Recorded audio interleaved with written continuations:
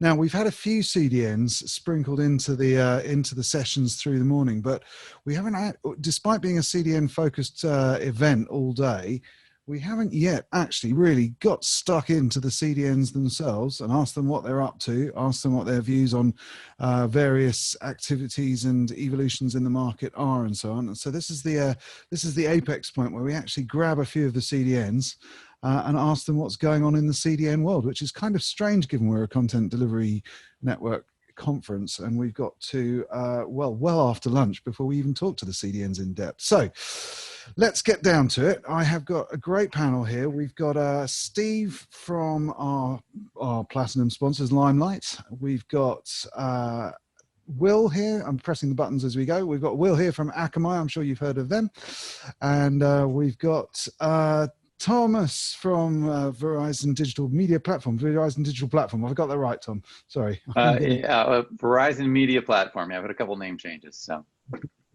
Over that. So why don't you start the ball rolling? Just give us a quick introduction to yourself and what you guys are up to. Sure. Okay, so my name's Thomas Fox. I'm the Director of Solutions Engineering for Verizon Media Platform. We operate the largest global CDN, second largest global CDN. We have a super pop architecture with over 160 locations. We've been continuing to grow through the coronavirus lockdown, and that includes building up POPs as well as expanding. And we're expanding across all 6 continents where there's people to get to. On a day-to-day basis, though, I'm actually focused on streaming video solutions with our platform as a service that is integrated with our CDN and has multi-CDN capability. So maybe it's a soft move into talking to the CDNs on this discussion.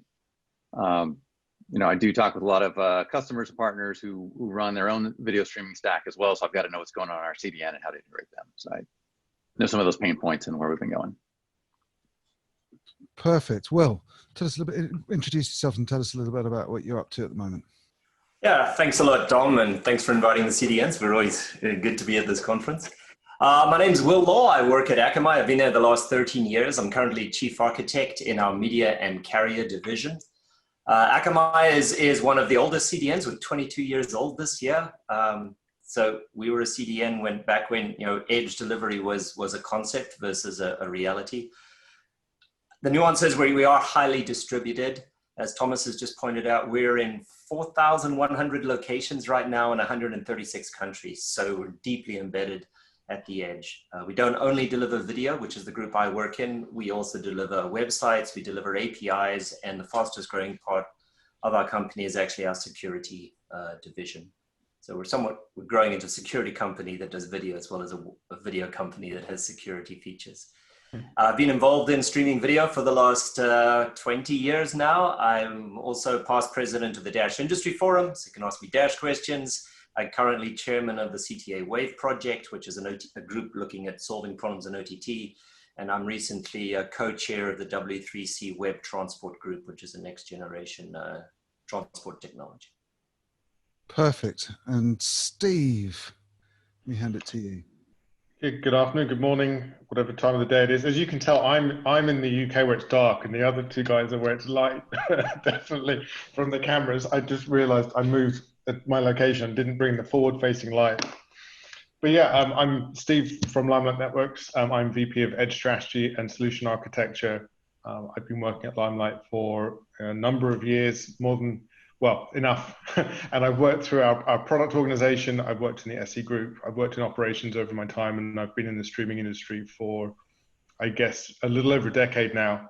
It's interesting, Dom, you say, maybe longer than that, depending how you count. But anyway, it's interesting you say bring the CDNs to the CDS conference. It's actually really great, right, that it takes a long time to get to us, because there's obviously a lot of discussion and content about distribution of the content and the challenges and the audiences. And what we're really focused on, and I'll differ from the other guys by not talking about numbers, not that we don't have a large network, but I won't talk about numbers for a minute. But we've really been trying to focus on ensuring that the audiences that we're distributing content to, whether they're at work, whether they're education, whether they're entertaining themselves, that experience they're getting is the best experience, and that's distributed through our global network backbone connected, which is a little different from the other two. So you kind of got 3 different flavors of CDN on the panel. And, you know, we're all here trying to make sure that the consumer, the people we really care about, are getting the experience that's important for them today, perhaps more than ever at this weird point in time where we are. So it's been a really interesting ride for this year and for the last decade or so in live streaming and content delivery. I also work in the Streaming Video Alliance, so I'm a live working group chairperson. Perfect. Thanks, Steve. Right. So this is the most holistic session of the day. So if you've got questions for CDNs, and I mean very broadly, if you've got questions for CDNs, this is the panel to ask. So do get down to the Q&A box if you've got questions that you'd like to ask about the big picture of CDNs and so on. But I'd like to just pass an initial topic across the board. What is the current focus for the various users of CDN services? What are users demanding from you guys at the moment? So I'm going to come back to Tom to start that question. Thomas, sorry. What are the main drivers of growth at the moment for you guys? Well, I mean, big areas of focus right now. We're seeing security grow, as Will had mentioned. Security is big. Everyone's taking a look at that. We are also looking at edge growth. People wanting to run their own functions, wanting to drive down things like latency, getting closer to the edge. That's pushing us, and we've been experimenting with that quite a bit. We've had the edge for, well, as long as I can remember. We've been having edge functions. We've just been controlling it. Things like authentication and redirects, doing some smart routing, things like that. But we've always controlled it internally, exposing that for our customers to run functions, bring in Kubernetes and looking at our edges as raw compute that people can use, getting Docker set up. We're driving that. We've been getting more requests from customers to, tool and provide them the ability to know what's going on with things like buffering, right? We can go and someone's streaming video across our network. We're able to look at buffering with our own tool sets. How do we expose that so customers can see it too? I mentioned we've got our streaming platform as a service. Customers want to make a decision on which CDN is going to deliver content. They need to see where we're at. So I'd say we're getting closer integrated with our customers. We're getting into some of their tool sets, and they're also asking more of us. And there is a push to be able to drive a bit of the architecture to run some new use cases. So we're being dynamic with our customers and sort of blending roadmaps. Perfect. Thanks, Thomas. Yeah. Will, how about for you? Yeah, it's interesting because I'm going to start checking off a lot of the same boxes Thomas just ran through. And I think there's a bigger picture here, which is the homogeneity. If you listen to the prior panel, people want consistent APIs from CDNs to do the same operation. So CDNs are now functioning primarily in a multi-CDN world. Everything we do, Limelight's expected to do, Verizon is expected to do, and other CDNs expected to do, because we're seen as being interoperable. And this has a lot of ramifications, a lot of opportunity for us to provide consistency and follow standards. It's also difficult for a CDN. If you go out and innovate on something that only you do, who's going to buy it? Because the people who want it, they can't rely on you doing it. They've got 3 other CDNs they're also delivering through. So we're seeing the same pressure around edge compute is definitely arising. The shift away from portals as the way you interact with the CDN and towards continuous integration, continuous development, the dev-led environment. Nobody wants go to the portal to view the chart of who view your traffic. You want real-time data logs coming out of your CDN and going to Splunk or Datadog, which are your sophisticated analytics engines. So real-time visibility and data analytics are right up there. And I also see a general tightening of requirements. CDN sort of used to be a best effort. Anyone would rack some HTTP service, put Nginx out there, put Varnish on top of them, and you had your CDN. And it's getting, if you look under the covers, the complexity level is rising dramatically. And it's not simple purge APIs or not, or push content, CRUD type operations on content. There's a lot of interplay. Content is probably never in one place. You have to find it, you have to discover it. and then you have to choose where to store it. And there's an awful lot of complexity going into that right now. And on top of that is protocols. HTTP 1.1 used to be what we delivered everything with almost 10 years ago. Now we've got H1, we got H2, we got H3 coming out as well. And the choice within those of which congestion protocol do we start using is an additional complexity. So the technical requirements of what a CDN has to do to start performing in this very competitive realm is risen dramatically. And that's really what customers are coming to us for. And Steve, at Limelight?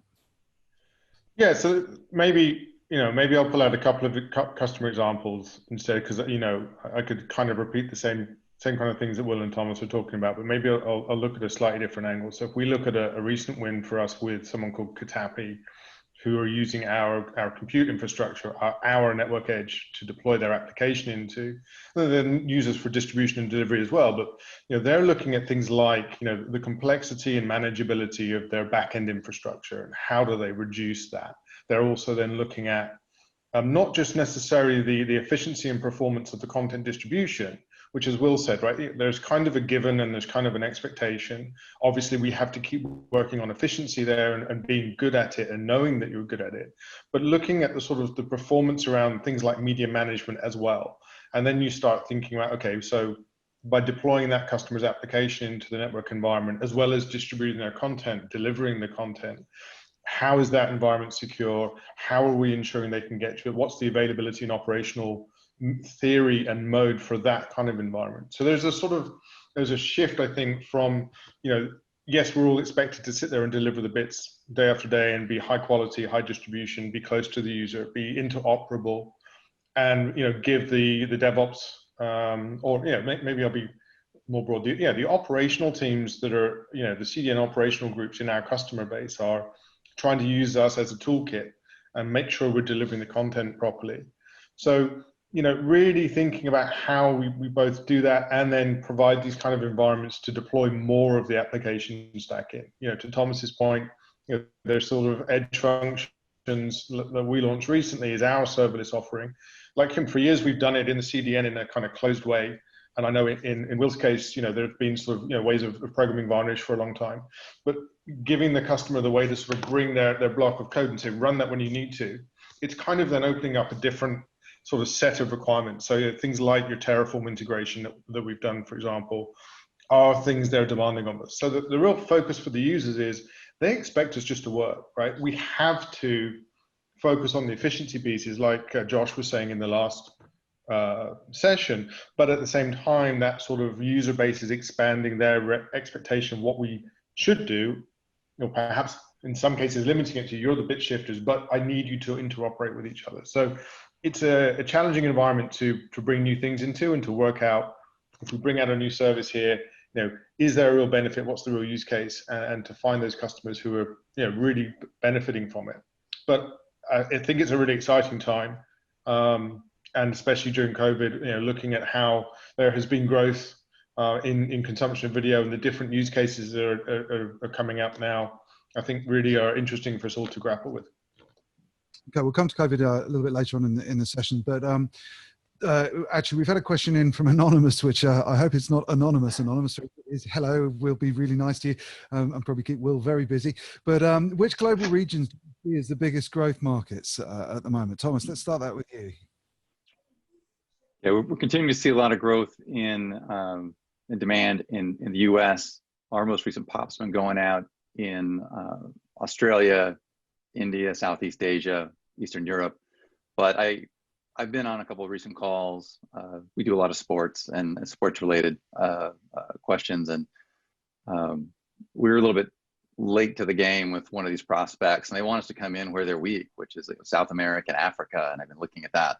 I think, I mean, this, I don't want to bring up COVID yet, but in the world, there's a lot of sports out there. Not everyone is getting distribution they need. So, looking at that, yeah, I think everywhere we need to grow, but particularly right now, we've been seeing the demand. Southeast Asia, Australia and Europe, where the newest pops have gone in.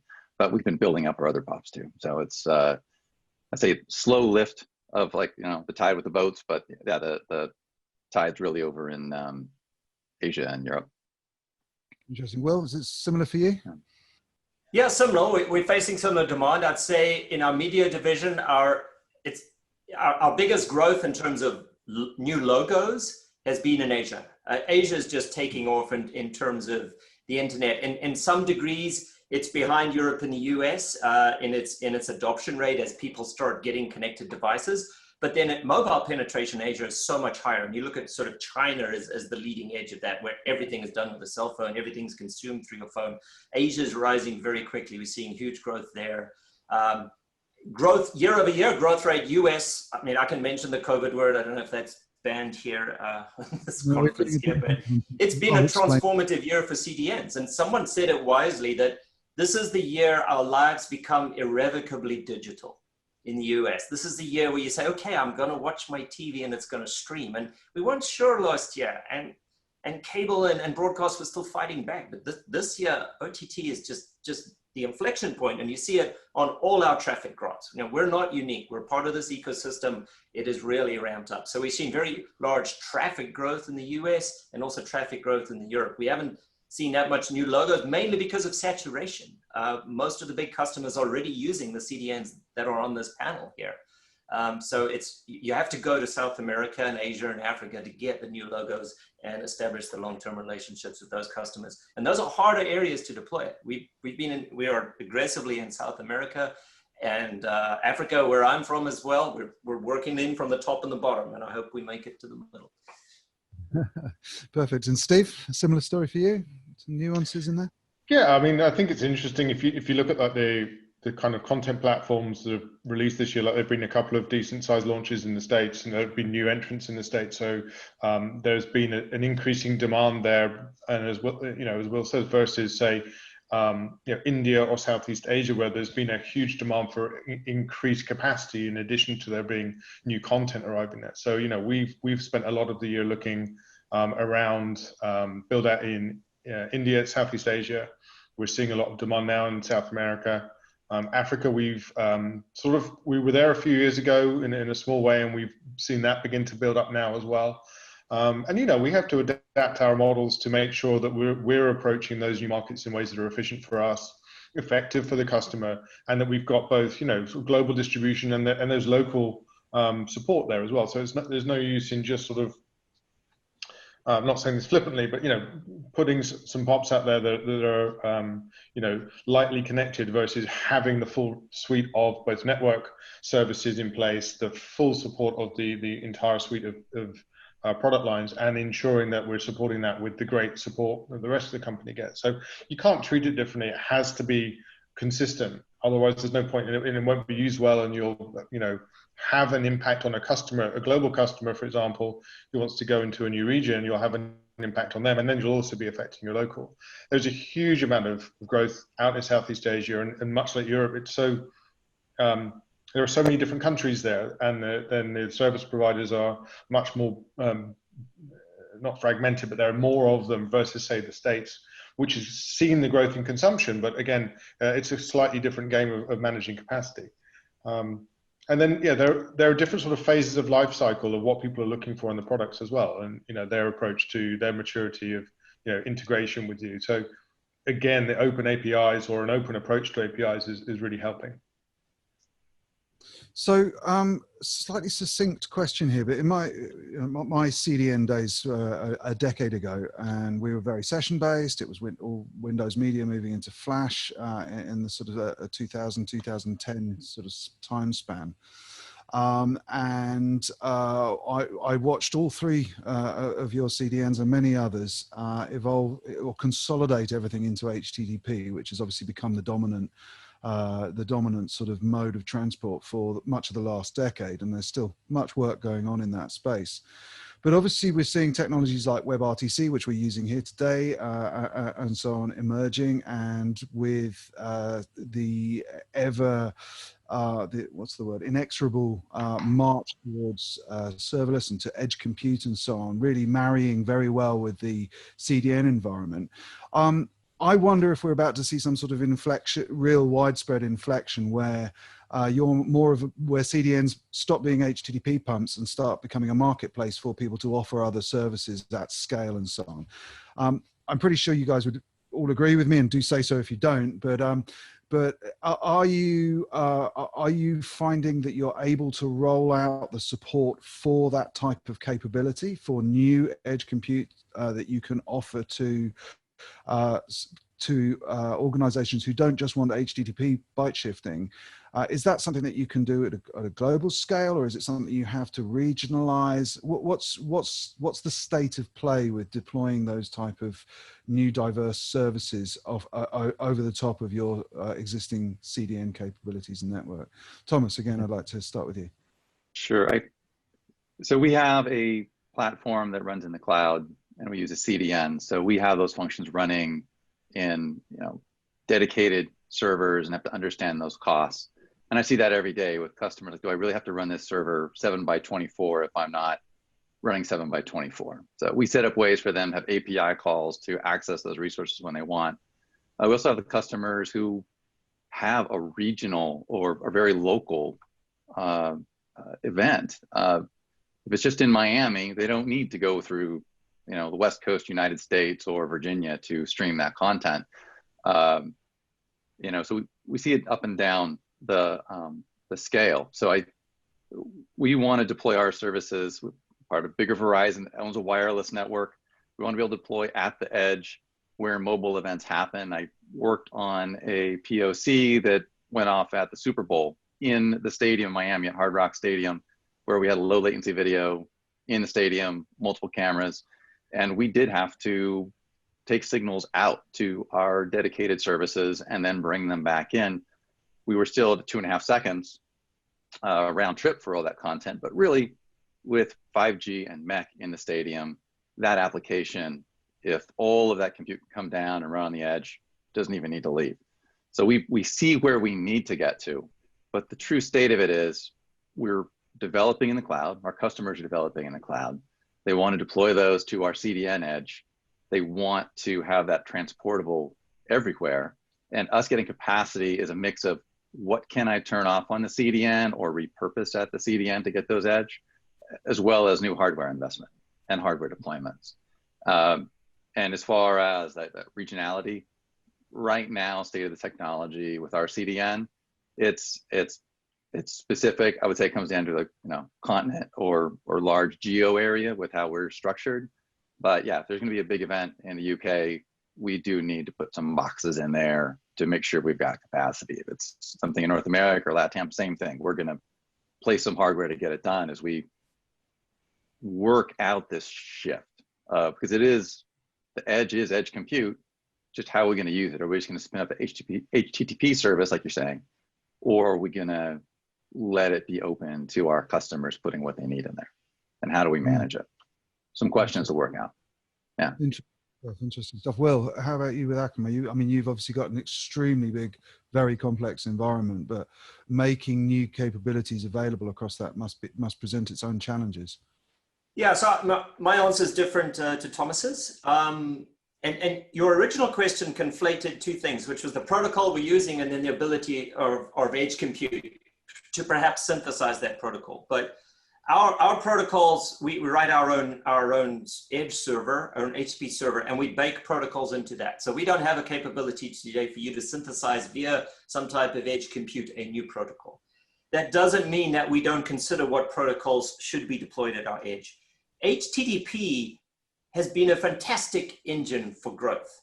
We've had like 110,000% growth in network capacity without changing HTTP. So it's a wonderful protocol, and it's evolving from H1 to H2 to H3. Now we've got parallel connections, and we've got quick coming in and all the benefits of that, and zero RTT for handshake. So HTTP is not static. HTTP is evolving, and it was dropping the RTMPs and the RTSPs that we used to have to support in reflector networks that really enabled the scale of video to reach the 10, 20 terabits per second events that we're doing now. Because we would have had to sustain independent reflector networks around those specific protocols to reach that scale before. But HTTP, because it's so flexible, I can deliver websites with it, banking information, APIs, and video, that you can really keep your cost of your service down while getting your scale up. So I think HTTP is going to be with us in some flavor for decades to come. It's an extensible and useful protocol. That being said, I think new protocols will arise. Again, I'm working on web transport. I think this is going to be the next generation that will be useful to the media industry. It has to be something that's standardized. WebRTC is out there today. It's probably the best contender for a protocol outside of HTTP. It's what I was going to say we're using, but we're in Zoom, and I think Zoom writes their own protocol, doesn't use WebRTC for last mile, but most video conferencing solutions today will use like video channel, audio channel to some degree, and data channel if they're not. So WebRTC also, it's a very complex system. It needs to be deployed. We haven't deployed it at our edge yet. Doesn't mean we're not going to. We're very aware of its use. We're aware of its growth. So we adjudge WebRTC next to future gen like web transport, at the same time as being very active at IETF and other groups on improving HTTP to give us what we need for media delivery. Perfect. And Steve, how about you? Yeah, I really think this is about the augmentation of delivery services. So of course, HTTP is the ground from which everything is delivered. And then it's been about looking around and outside that as to what else are people needing and for what use case. And so, cloud was always someone else's server, and serverless is still someone else's server, just, even less of a concern for you. And that's really the key there. I think it's about ensuring that the user doesn't have to care about that infrastructure in any way. And HTTP has done a really good job of, of course, I can just point my domain at this thing and then start sending requests and it'll just magically arrive. So getting, functions into that type of environment, so for us, releasing edge functions, which gives us that flexibility around HTTP. What do you want to do with this? I'm sure, like Thomas, we have built over time our own caching engine to do very specific pieces of functionality with high efficiency to gain that scale. So being able to then offer up this environment for a customer to turn up with their little piece that is got to run, every time a request comes in as well, it's much better for us to enable them to use that environment. But what's needed there, to your other question, is we have to work out, again, like an operational model for scaling out. We have to build a capacity model, and it's our servers, right? So in the serverless model. So we have to think about capacity carefully, and the capacity models for delivery traffic versus requests for some RAM and CPU are different. And then, we've also seen changes in the workflow. So things like what we call live push ingest, so being able to push to the CDN rather than us come and pull over HTTP from your origin. It puts so much more control into in that case, the video content creators' hands as to how they finish the workflow and hand off the objects. That's been a real change. And again, it's about the sort of control of use case control of workflow for them. And then sort of, thinking about something Eric said earlier, like being part of an ecosystem to improve the customer experience and looking at the other protocols. Like, HTTP is this core thing, and building out around them. We brought out real-time streaming as a product a year and a half ago, which is WebRTC based throughout the network, and gives, for those use cases that have that requirement for immediacy and that opportunity to share data in that data plane along with the video, it's really exciting. And there's, it's maturing, there's increasing opportunity for it, and we're continuing to do a lot of work. You can't just release something and then leave it. So we're doing a lot of work in that space to ensure both the capacity, the scale, the access to the tooling, and to make sure that it stands up as a protocol and a service that we're proud of and the market makes use of. So, aggregation of delivery, we've still got to deliver the bits. We've all got to focus on efficiency. We've all got to do better for the world by consuming less electricity, but we also have to make sure we can augment those services so the customers get what they want from it. Okay, we're going to have to go rapid fire because we're bang up against time now, but we have got a break following, and I think it's so late in the day for me, I can't drink any more coffee, so I'm going to let us run a little bit as the chairman's prerogative, because questions are coming in. This is always the easiest panel at a CDN. At CDS is the CDN panel, because questions do come flowing in. So I've got, there's two that have come in there, and I've also got an additional one. So let's keep the answers extremely short. So Frederic Tarasso has asked how traditional streaming media CDNs compare with cloud CDNs. I'm not going to actually name the brands here. Is it just a question of numbers of pops and edges, and or is this related to the location of data centers and so on? So Thomas, any thoughts on that? Oh boy, it's all blended in there. I mean, it comes down to peering connections and relationships, and you've got to have the compute there to serve the bits. So I say some combination, but if I have to give importance, I would say it's, you know, peering relationships where the data centers are at is going to be the biggest. Yeah. Cool. Will, any thoughts on that? Yeah, you know, in some degree we compete with the ones that the names you're not mentioning, but that's acknowledged, and we also have we have benefits to the cloud too.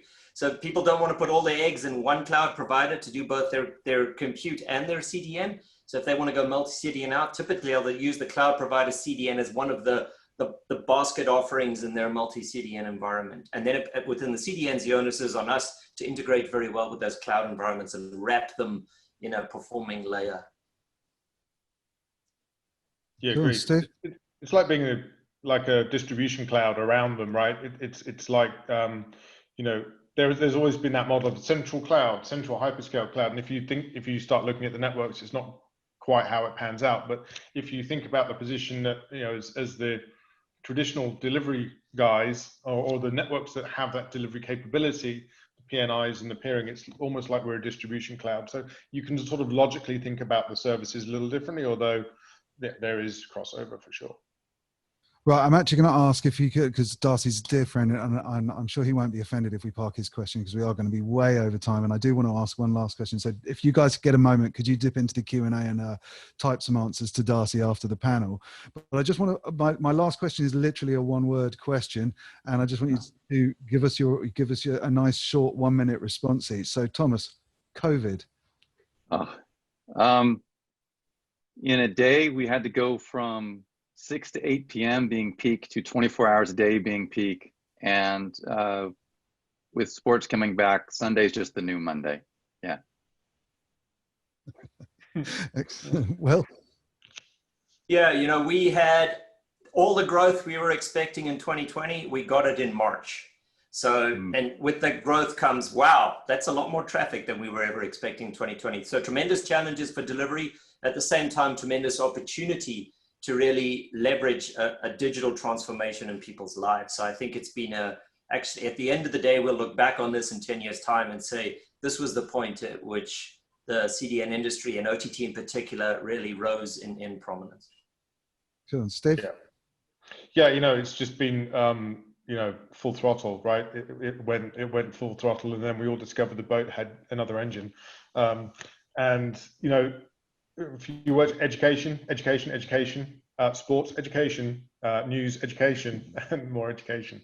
I mean, I think that there is a transformation happening in how we work. There's a transformation happening in how our kids go to school and what we should expect to happen over the next few years. It's not over by a long way, and it's going to be fascinating. But yeah, there's another engine in the boat, which is good news. That's brilliant. Well, listen, we could have actually done 8 hours just on this panel. I'm pretty sure of that. So I'd like to say a quick thanks to Thomas. Let me just try and spotlight you in so they can see your faces and say thanks. So thank you, Thomas. Absolutely. Great to see everybody. We should be doing this in one place where we can grab a glass afterward, you know? Yeah. We should do that someday. We're going to open the mics and let everyone freeform after the official part of the conference is over, but it'll be 3 in the morning and beer time for me as well, so don't expect. Thanks again. Will? Yeah, thank you very much. I really appreciate the opportunity to be here, and I too would love to retreat to the social hour after this, and I look forward to when we can do that again. Brilliant. And Steve, again, thanks, and also thanks for being our platinum sponsors. So. Thanks Will, thanks Thomas, thanks Dom. It's always a pleasure. Right, great. So audience, back to you for a sec, or back to me, back to you. So we're going to be back in about, let me just check my timings, in about 15 minutes, 20 minutes. And we're going to be looking at orchestration, at QoS and multi-CDN, and then we're going to have some future sessions. So again, it's fast, it's going to be packed with information this last part of the day, and then we're going to open the floor up for some general discussion. And just as a secondary note, because I mentioned this earlier, I am going to talk to Eric and see if maybe from the next CDS going forward, we might try and tie the panel down to having some follow-up roundtables, if you guys think that's a good idea, so that we can bring the panels back together and maybe in the days following Content Delivery Summit, just have individual sessions with the panelists, so that if you want to have a deeper discussion with the panel about topics, maybe more of a roundtable vibe in Zoom, then I'm going to explore that with Eric. But I'd like to know if you guys would like that. So let us know in the chat room, or you can, if I can press the right buttons. I'm not going to press the right buttons, or you can email me. I'll put my email in the chat in a minute. For now, it's time for coffee, tea, or I've got an early glass of beer if it's that time of day for you shortly.